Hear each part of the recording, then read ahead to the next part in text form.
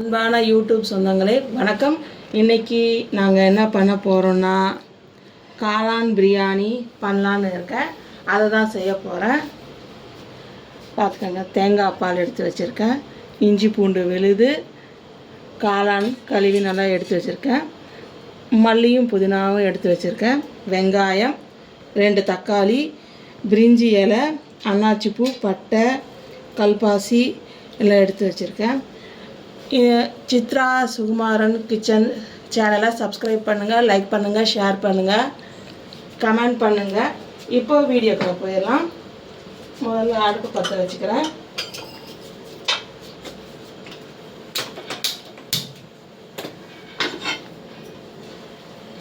ஒரு குக்கர் எடுத்து வச்சுக்கிறேன். குக்கர் சூடாகட்டும்.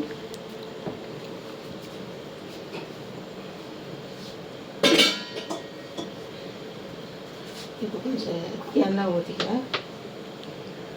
ஒரு 100 ml எண்ணெய் ஊற்றிக்கிறேன்.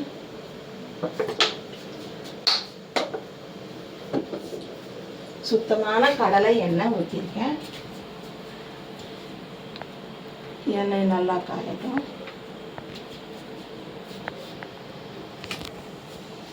எண்ணெய் காஞ்சிருச்சு.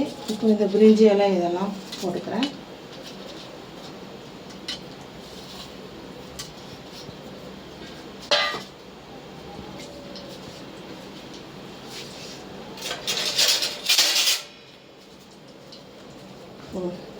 நல்லா மசாலா வாசனை நல்லா வருது.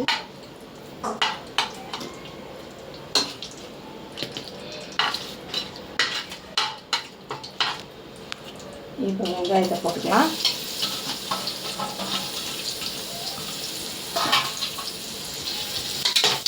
இது நல்லா ஒரு பொன்னிறமாக வர்ற வரைக்கும் நல்லா கிளறி விட்டுக்கோங்க.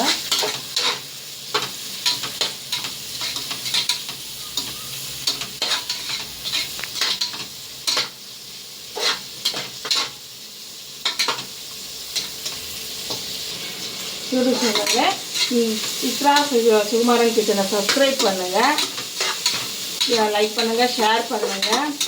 முடிஞ்ச பக்கத்து வீட்டில் கூட சொல்லி சப்ஸ்கிரைப் கூட பண்ண சொல்லுங்கள், கமெண்ட் பண்ணுங்கள்.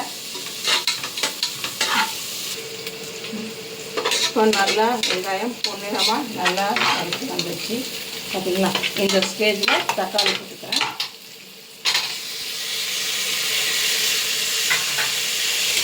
ரெண்டு தக்காளி போட்டுக்கோங்க. தக்காளி நல்லா மசி வச்சு கொஞ்சம் உப்பு சேர்க்கலாம். கல்லுப்பு,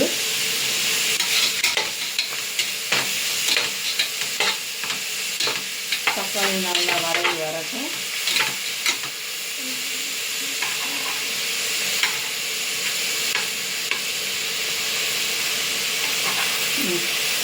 எல்லாரும் எப்படி இருக்கீங்க? நல்லா இருக்கீங்களா? நல்லா இருக்கீங்கன்னு தான் நினைக்கிறேன்.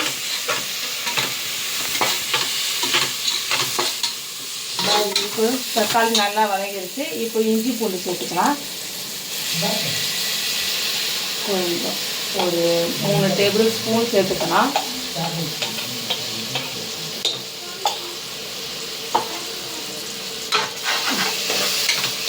இது நல்லா பச்சை வாசம் போகிற வரைக்கும் நல்லா வதக்கிக்கலாம். நல்லா பச்சை வாசம் போகட்டும்.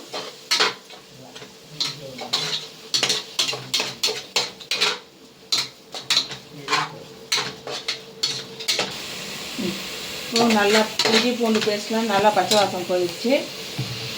இப்போ மல்லி புதினா ரெண்டையும் தண்ணியில் நல்லா அலசிட்டேன்.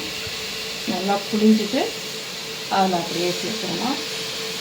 இதில் அரைச்சி கூட சேர்த்துக்கலாம், ஆனால் நான் அப்படியே தான் போடுவேன். அரைச்சி சேர்த்தாலும் நல்லாயிருக்கும்.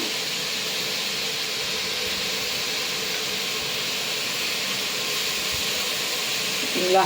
இதில் எவ்வளோ மண் இருக்குன்னு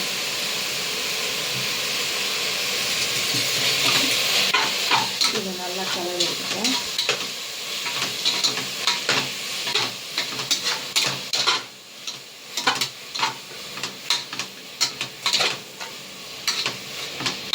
இப்போ நல்லா வதங்கிட்டு இந்த சமயத்தில் கொஞ்சம் மிளகாய்த்தூள்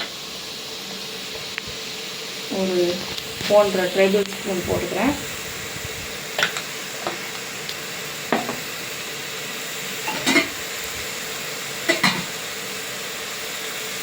கீழே அடி பிடிக்காமல் இருக்கிறதுக்கு கொஞ்சம் தண்ணி ஊற்றிக்கிறேன்.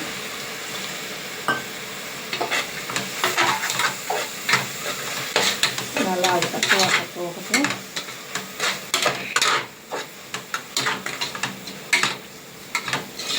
நல்லா கலந்து விட்டுட்டாங்க.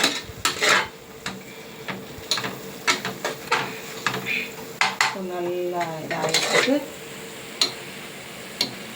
பச்சை வாசம் எப்படி போகும்னு தெரிஞ்சுக்கணும்னா இதை பார்த்தீங்கன்னா லைட்டாக எண்ணெய் பிரிஞ்சு தண்ணியாக வரும். இதை பார்த்தீங்களா வருது பார்த்தீங்களா, இந்த மாதிரி தான். இந்த சமயத்தில் காளானை நல்லா அரைச்சிட்டு ஒரு இந்த இவ்வளோ பெரிய பீஸாக போட்டுக்கோங்க. இல்லைன்னா ரொம்ப சின்ன பீஸாக போட்டிங்கன்னா தெரியாது, காளான் இருக்கிறது கூட தெரியாது.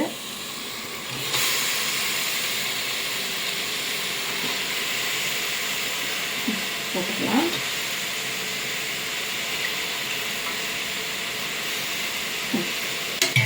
நல்லா கலந்துக்கிறேன். அந்த மசாலாக்கெல்லாம் நல்லா மெல்ட் ஆகணும். மெல்ட் ஆனாலும் நல்லா அந்த மசாலாலாம் அந்த காளானில் நல்லா கிரேவி மாதிரி ஏறி சாப்பிட்றதுக்கு நல்லா டேஸ்ட்டாக இருக்கும்.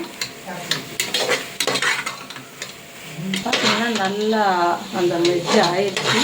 நல்லா கலந்து இந்த சமயத்தில் தேங்காய் பால் ஊற்றிக்கலாம். நீங்கள் எத்தனை கிளாஸ் ஊற்றிக்கலாம் அது மாதிரி சேர்ந்த அளவுக்கு இந்த தேங்காய் பால் எடுத்துக்கோங்க.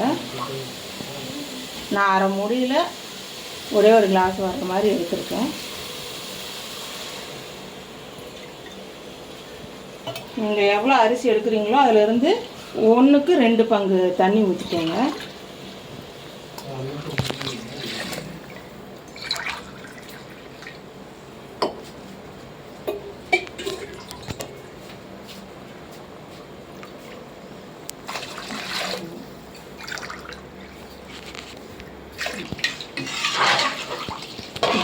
இப்போ இந்த சமயத்தில் உப்பு காரம் எல்லாம் கரெக்டாக இருக்கான்னு பார்த்துக்கோங்க.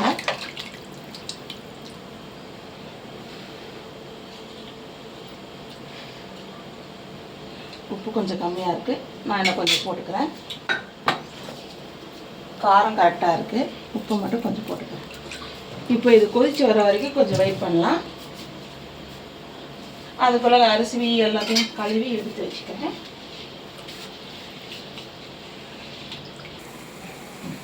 நல்லா கொதிச்சிருச்சு. இந்த நேரத்தில் அரிசியை போட்டுக்கலாம்.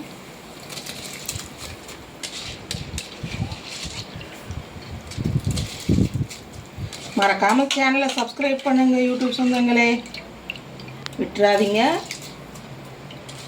உங்கள் சொந்தக்காரங்க கூட சொல்லுங்கள், பக்கத்து வீட்டில் நீங்கள் பழகுறவங்க எல்லாருக்கிட்டையும் சொல்லுங்கள்.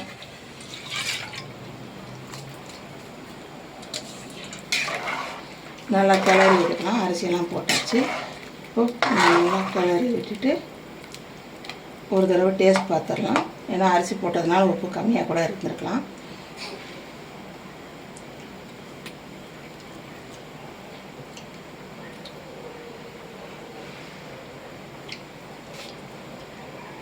கொஞ்சம் கம்மியாக இருக்குது, கொஞ்சம் போட்டுக்கிறேன்.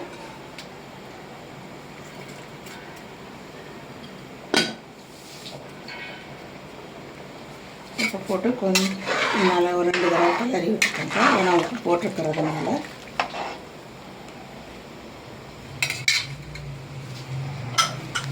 அப்புறம் குக்கரை மூடி வைக்கும்போது நல்லா காற்றுலாம் போகுதா, ஏதாவது அடைச்சிருக்கா இல்லையா நல்லா பார்த்துட்டு அதுக்கப்புறம் விசில் போட்டு அப்புறம் மூடி வச்சுருங்க.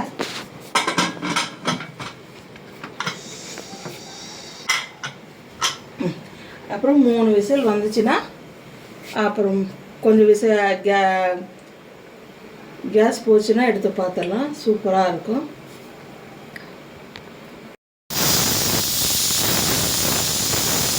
இன்னும் ஒரு 2 விசில் வந்துச்சுன்னா அப்புறம் எடுத்து பார்க்கலாம்.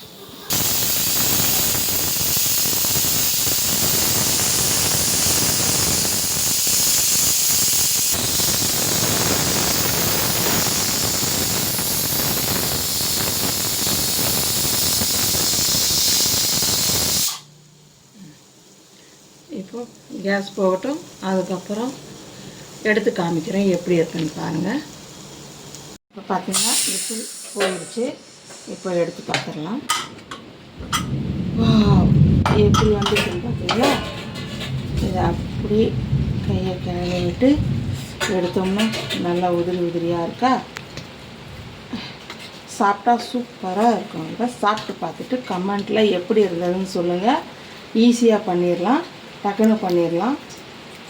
ஓகே வியூவர்ஸ், யூடியூப் சொந்தங்களே, சித்ரா சுகுமாரன் சேனலை சப்ஸ்கிரைப் பண்ணுங்கள், லைக் பண்ணுங்கள், ஷேர் பண்ணுங்கள், கமெண்ட் பண்ணுங்கள். தேங்க்யூ. அடுத்த வீடியோவில் பார்க்கலாம். நன்றி, வணக்கம். மறக்காமல் சப்ஸ்கிரைப் பண்ணுங்கள் யூடியூப் சொந்தங்களே. அன்பான யூடியூப் சொந்தங்களே வணக்கம்.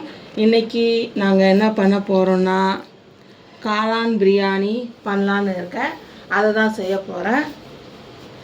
பார்த்துக்கோங்க, தேங்காய் பால் எடுத்து வச்சுருக்கேன், இஞ்சி பூண்டு விழுது, காளான் கழுவி நல்லா எடுத்து வச்சுருக்கேன், மல்லியும் புதினாவும் எடுத்து வச்சுருக்கேன், வெங்காயம், 2 தக்காளி, பிரிஞ்சி இலை, அன்னாச்சிப்பூ, பட்டை, கல்பாசி எல்லாம் எடுத்து வச்சுருக்கேன்.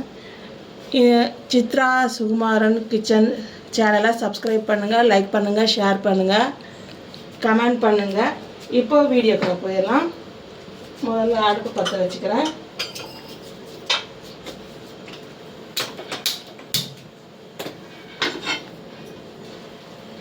ஒரு குக்கர் எடுத்து வச்சுக்கிறேன். குக்கர் சூடாகட்டும்.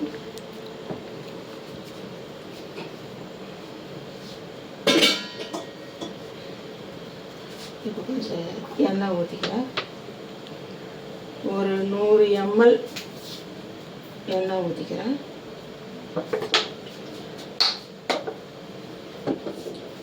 சுத்தமான கடலை எண்ணெய் ஊற்றிருக்கேன். எண்ணெய் நல்லா காயட்டும்.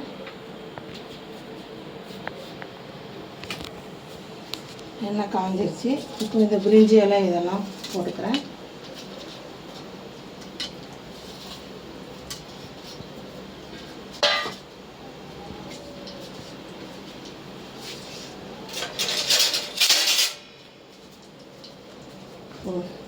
நல்லா மசாலா வாசனை நல்லா வருது.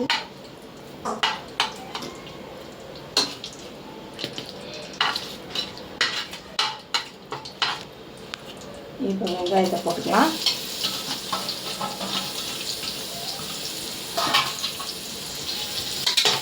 இது நல்லா ஒரு பொன்னிறமாக வர்ற வரைக்கும் நல்லா கிளறி விட்டுக்கோங்க.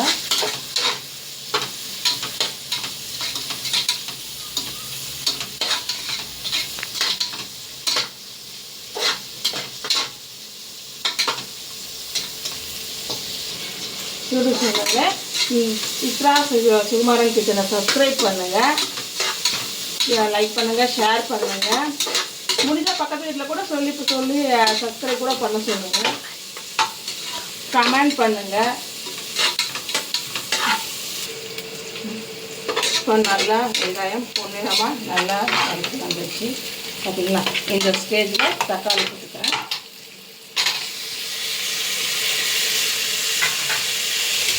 ரெண்டு தக்காளி போட்டுக்கோங்க. தக்காளி நல்லா மசி வந்து கொஞ்சம் உப்பு சேர்க்கலாம். கல்லுப்பு,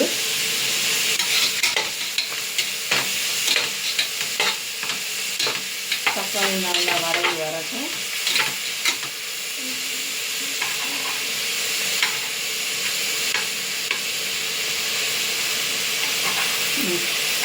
எல்லாரும் எப்படி இருக்கீங்க? நல்லா இருக்கீங்களா? நல்லா இருக்கீங்கன்னு தான் நினைக்கிறேன்.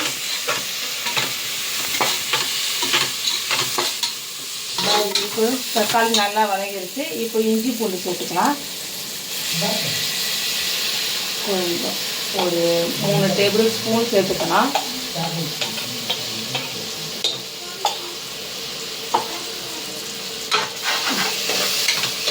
இது நல்லா பச்சை பாசம் போகிற வரைக்கும் நல்லா வதக்கிக்கலாம். நல்லா பச்சை வாசம் போகட்டும்.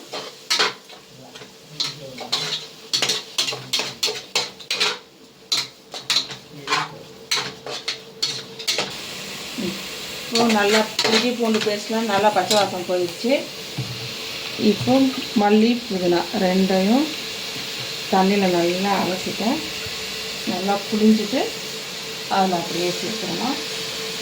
இதில் அரைச்சி கூட சேர்த்துக்கலாம், ஆனால் நான் அப்படியே தான் போடுவேன். அரைச்சி சேர்த்தாலும் நல்லாயிருக்கும்.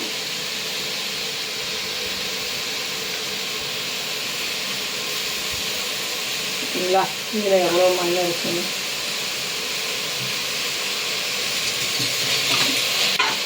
இது நல்லா கலர் எடுத்துட்டேன்.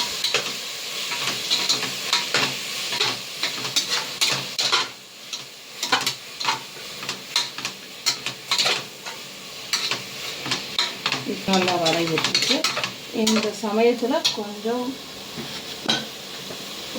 மிளகாய்த்தூள்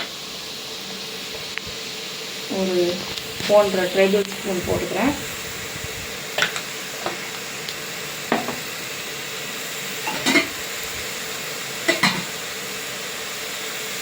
கீழே அடி பிடிக்காமல் இருக்கிறத கொஞ்சம் தண்ணி ஊற்றிக்கிறேன்.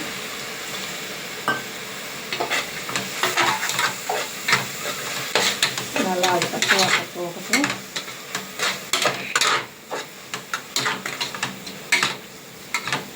இப்போ நல்லா கலந்து விட்டுட்டாங்க.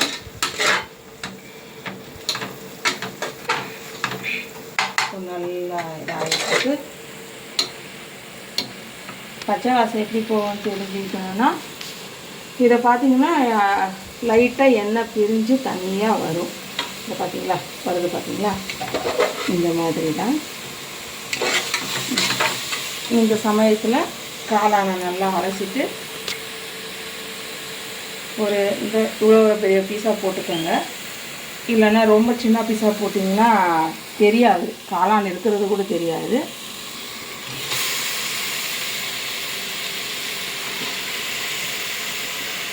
போட்டுக்கலாம்.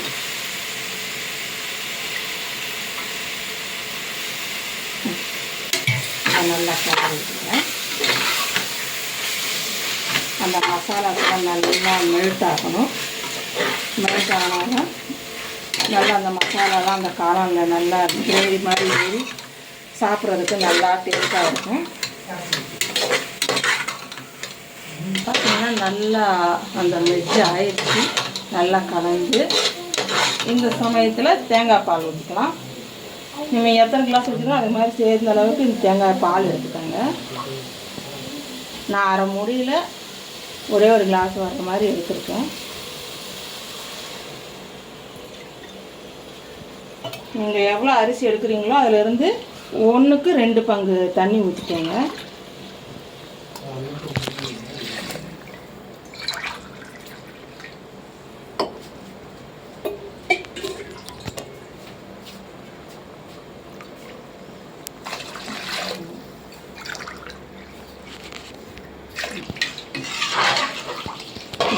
இப்போ இந்த சமயத்தில் உப்பு காரம் எல்லாம் கரெக்டாக இருக்கான்னு பார்த்துக்கோங்க.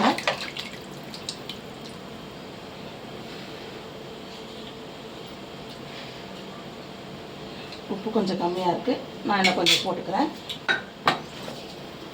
காரம் கரெக்டாக இருக்குது, உப்பு மட்டும் கொஞ்சம் போட்டுக்கிறேன். இப்போ இது கொதித்து வர வரைக்கும் கொஞ்சம் வெயிட் பண்ணலாம். அதுக்குள்ள அரிசி எல்லாத்தையும் கழுவி எடுத்து வச்சுக்கிறேன்.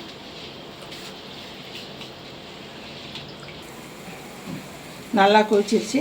இந்த நேரத்தில் அரிசியை போட்டுக்கலாம்.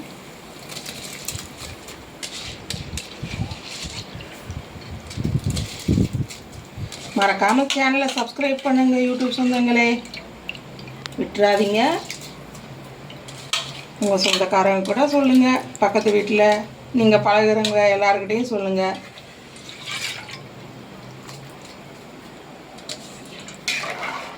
நல்லா கிளறி விட்டுக்கலாம். அரிசியெல்லாம் போட்டாச்சு.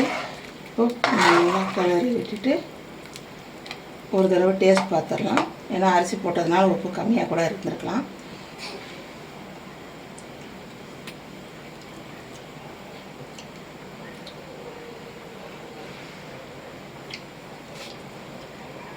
கொஞ்சம் கம்மியாக இருக்குது, கொஞ்சம் போட்டுக்கிறேன்.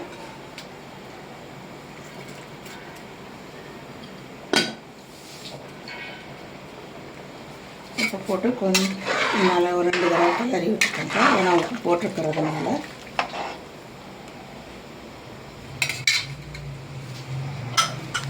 அப்புறம் குக்கரை மூடி வைக்கும்போது நல்லா காற்றுலாம் போகுதா, ஏதாவது அடைச்சிருக்கா இல்லையான்னு நல்லா பார்த்துட்டு அதுக்கப்புறம் விசில் போட்டு அப்புறம் மூடி வச்சுருங்க.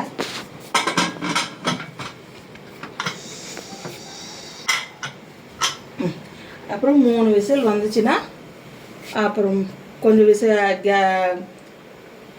கேஸ் போச்சுன்னா எடுத்து பார்த்துடலாம். சூப்பராக இருக்கும்.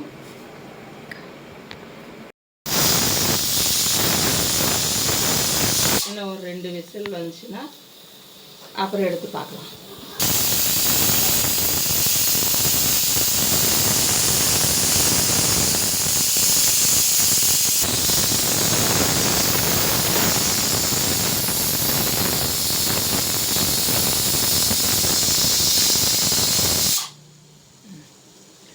இப்போ கேஸ் போகட்டும். அதுக்கப்புறம் எடுத்து காமிக்கிறேன் எப்படி இருக்குன்னு பாருங்கள். இப்போ பார்த்தீங்கன்னா விசில் போயிடுச்சு. இப்போ எடுத்து பார்த்துடலாம்.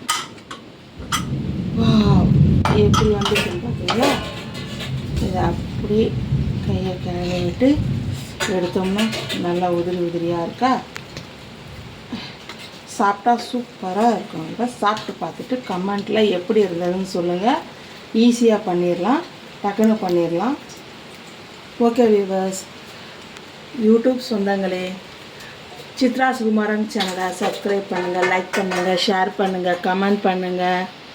தேங்க்யூ. அடுத்த வீடியோவில் பார்க்கலாம். நன்றி, வணக்கம். மறக்காமல் சப்ஸ்கிரைப் பண்ணுங்கள் யூடியூப் சொந்தங்களே.